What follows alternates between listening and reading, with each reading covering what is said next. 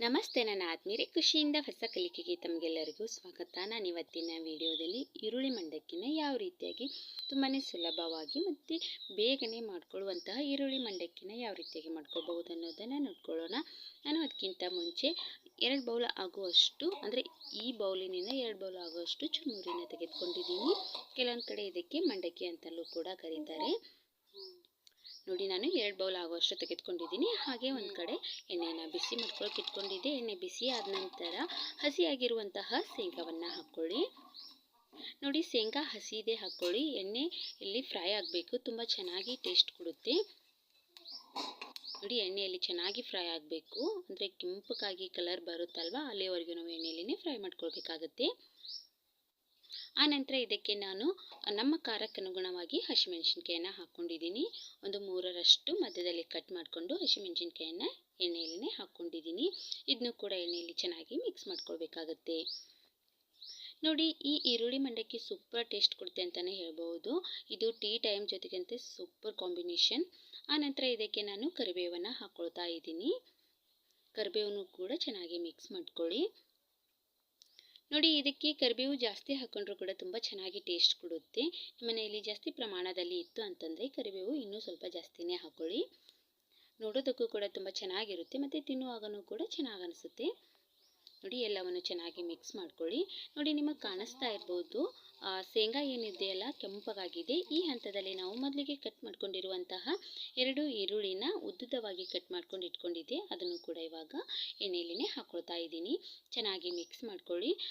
ಈರುಳ್ಳಿ ಪೂರ್ತಿಯಾಗಿ ಸಾಫ್ಟ್ ಆಗೋದೇನು ಬೇಡ, ಸ್ವಲ್ಪ ಎಣ್ಣೆಯಲ್ಲೇ ಮಿಕ್ಸ್ ಮಾಡಿಕೊಂಡ್ರೆ ಸಾಕು. ಅಂದರೆ ಪೂರ್ತಿ ನಾವು ಪಲ್ಯ ಏನು ಮಾಡ್ಕೊಳ್ತೀವಲ್ವ, ಆ ರೀತಿಯಾಗಿ ಈರುಳ್ಳಿ ಸಾಫ್ಟ್ ಆಗೋದೇನು ಬೇಡ.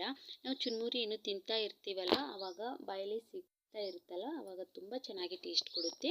ಅಂದರೆ ಮೀಡಿಯಮ್ ಆಗಿ ನಾವು ಎಣ್ಣೆಯಲ್ಲಿ ಫ್ರೈ ಮಾಡಿಕೊಂಡ್ರೆ ಸಾಕು. ನೋಡಿ, ಎಷ್ಟು ಚೆನ್ನಾಗಿ ಕಾಣಿಸ್ತಾ ಇದೆ ಅಲ್ವಾ. ಈ ಹಂತದಲ್ಲಿ ನಾನು ರುಚಿಗೆ ತಕ್ಕಷ್ಟು ಉಪ್ಪನ್ನು ಹಾಕ್ಕೊಳ್ತಾ ಇದ್ದೀನಿ. ನೋಡಿ, ನಿಮ್ಮ ಮನೆಯಲ್ಲಿ ಎಷ್ಟು ಜನ ಇರ್ತೀರಲ್ವ, ಅದಕ್ಕನುಗುಣವಾಗಿ ನೀವು ಚುರುಮುರಿನ ಹೆಚ್ಚು ಕಡಿಮೆ ಮಾಡ್ಕೊಳ್ಬಹುದು. ಇದು ಸಂಜೆ ಟೈಮ್ಗಂತೂ ಮಾಡ್ಕೊಳ್ಳೋಕ್ಕೆ ತುಂಬಾ ಚೆನ್ನಾಗಿರುತ್ತೆ. ತಿನ್ನುವಾಗ ಅಂತೂ ಸೂಪರ್ ಆಗಿರುತ್ತೆ ಅಂತಲೇ ಹೇಳ್ಬಹುದು. ಮಕ್ಕಳೆಲ್ಲರೂ ಕೂಡ ಇಷ್ಟಪಟ್ಟು ತಿಂತಾರೆ. ಈ ಮಳೆಗಾಲದಲ್ಲಿ ಸೂಪರ್ ಆಗಿರುವಂತಹ ಒಂದು ರೆಸಿಪಿ ಅಂತಲೇ ಹೇಳ್ಬಹುದು. ನೋಡಿ, ನಿಮಗೆ ಕಾಣಿಸ್ತಾ ಇರ್ಬೋದು, ಈರುಳ್ಳಿ ಪೂರ್ತಿಯಾಗಿ ಸ್ವಲ್ಪ ಎಣ್ಣೆಯಲ್ಲೇ ಫ್ರೈ ಮಾಡ್ಕೊಂಡಿದ್ದೀನಿ. ಆ ನಂತರ ಇದಕ್ಕೆ ಅರಿಶಿನ ಪುಡಿಯನ್ನು ಹಾಕ್ಕೊಳ್ಳಿ. ಅಂದರೆ ಅರಿಶಿನ ಪುಡಿ ಒಂದು ಸ್ವಲ್ಪ ಜಾಸ್ತಿ ಪ್ರಮಾಣದಲ್ಲಿ ಹಾಕ್ಕೊಳ್ಳಿ, ಕಲರ್ ತುಂಬ ಚೆನ್ನಾಗಿರುತ್ತೆ.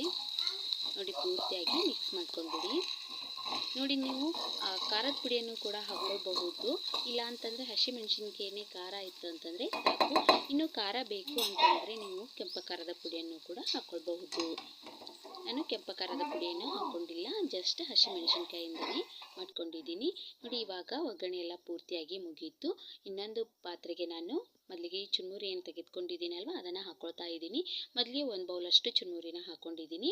ಆನಂತರ ಮೊದಲಿಗೆ ಒಗ್ಗರಣೆ ಏನು ಮಾಡ್ಕೊಂಡಿರ್ತೀವಲ್ವ, ಅದನ್ನು ಮೇಲ್ಗಡೆ ಚುರುಮುರಿ ಮೇಲ್ಗಡೆ ಹಾಕ್ಕೊಂಡಿದ್ದೀನಿ. ಇವಾಗ ಒಂದು ಸ್ವಲ್ಪದಷ್ಟು ಮಿಕ್ಸ್ ಮಾಡ್ಕೊಳ್ಳಿ. ಆನಂತರ ಮತ್ತೆ 1 ಬೌಲಷ್ಟು ನಾನು ಚುರುಮುರಿನ ಹಾಕ್ಕೊಳ್ತೀನಿ. ನಾನು ಮೊದಲಿಗೆ ಹೇಳಿರುವ ಹಾಗೆ ನಿಮ್ಮ ಮನೆಯಲ್ಲಿ ಎಷ್ಟು ಜನ ಇರ್ತೀರಾ ಅದಕ್ಕನುಗುಣವಾಗಿ ನೀವು ಚುರುಮುರಿನ ಹೆಚ್ಚು ಕಡಿಮೆ ಮಾಡ್ಕೊಳ್ಬಹುದು. ಮತ್ತು ಇನ್ನೊಂದು ಬೌಲಷ್ಟು ನಾನು ಚುರುಮುರಿನ ತೆಗೆದುಕೊಂಡಿದ್ದೀನಿ. ಅದನ್ನು ಸ್ವಲ್ಪ ಪ್ರಮಾಣದಲ್ಲಿ ಹಾಕಿದ್ದೀನಿ, ಇನ್ನೂ ಸ್ವಲ್ಪ ಪ್ರಮಾಣದಲ್ಲಿ ಇಟ್ಕೊಂಡಿದ್ದೀನಿ. ಇವೆಲ್ಲ ಚೆನ್ನಾಗಿ ಮಿಕ್ಸ್ ಮಾಡ್ಕೊಂಡ ನಂತರ ಮತ್ತೆ ಉಳಿದಿರುವಂತಹ ಚುರುಮುರಿನ ಹಾಕ್ಕೊಳ್ತೀನಿ. ನೋಡಿ, ಈ ರೀತಿಯಾಗಿ ಕೈಯಿಂದ ಚೆನ್ನಾಗಿ ಮಿಕ್ಸ್ ಮಾಡ್ಕೊಂಡ್ಬಿಡಿ. ಉಪ್ಪು ಖಾರ ಎಲ್ಲ ಚೆನ್ನಾಗಿ ಅಂಟ್ಕೊಳ್ಬೇಕಲ್ವಾ, ಅದಕ್ಕೋಸ್ಕರ. ನೋಡಿ, ಈ ಹಂತದಲ್ಲಿ ನಾನು ಮತ್ತೆ ಉಳಿದಿರುವಂಥ ಚುರುಮುರಿನ ಹಾಕ್ಕೊಂಡು ಮಿಕ್ಸ್ ಮಾಡ್ಕೊಳ್ತಾ ಇದ್ದೀನಿ. ಈ ರೀತಿಯಾಗಿ ಚೆನ್ನಾಗಿ ಮಿಕ್ಸ್ ಮಾಡಿಕೊಂಡು ಒಂದು ಸರ್ವಿಂಗ್ ಬೌಲ್ಗೆ ಸರ್ವ್ ಮಾಡಿದ್ರೆ ಮುಗಿಯಿತು. ಈರುಳ್ಳಿ ಮಂಡಕ್ಕಿ ತಿನ್ನಲು ಸಿದ್ಧವಾಗಿಬಿಡುತ್ತೆ.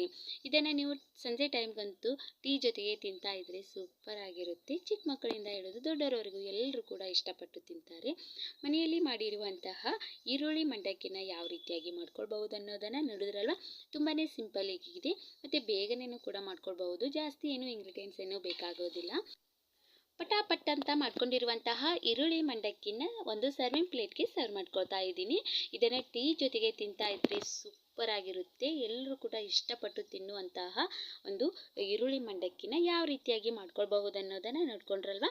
ಬೇಗನೆ ಕೂಡ ಮಾಡ್ಕೊಳ್ಬಹುದು. ತುಂಬಾ ಸಿಂಪಲ್ ಆಗಿದೆ. ಇದಕ್ಕೆ ಜಾಸ್ತಿ ಟೈಮ್ ಕೂಡ ಬೇಕಾಗೋದಿಲ್ಲ. ಎಲ್ಲ ರೀತಿಯ ಮಂಡಕ್ಕಿನ ಮಾಡ್ಕೊಟ್ಟಿರ್ತೀರಾ, ಆದರೆ ಈ ರೀತಿಯಾಗಿರುವಂತಹ ಈರುಳ್ಳಿ ಮಂಡಕ್ಕಿನ ಒಂದ್ಸಲ ಮಾಡ್ಕೊಂಡು ನೋಡಿ. ಪದೇ ಪದೇ ಮಾಡ್ಕೊಳ್ತೀರಾ ಮತ್ತು ಬೇಗನೆ ಕೂಡ ಆಗಿಬಿಡುತ್ತಲ್ವಾ. ಈ ಈರುಳ್ಳಿ ಮಂಡಕ್ಕಿ ನಿಮ್ಮೆಲ್ಲರಿಗೂ ಇಷ್ಟ ಆಗಿದೆ ಅಂತ ಹೇಳಿ ಭಾವಿಸ್ತಾ ಇದ್ದೀನಿ. ಇಷ್ಟ ಆಗಿದ್ರೆ ಖಂಡಿತವಾಗ್ಲೂ ಕಮೆಂಟ್ ಮೂಲಕವಾಗಿ ತಿಳಿಸಿ. ಹೀಗೆ ಮುಂದಿನ ಹೊಸ ವಿಡಿಯೋದೊಂದಿಗೆ ನಾನು ನಿಮ್ಮ ಜೊತೆಗೆ ಬರ್ತಾ ಇರ್ತೀನಿ. ಟೇಕ್ ಕೇರ್, ಬಾಯ್.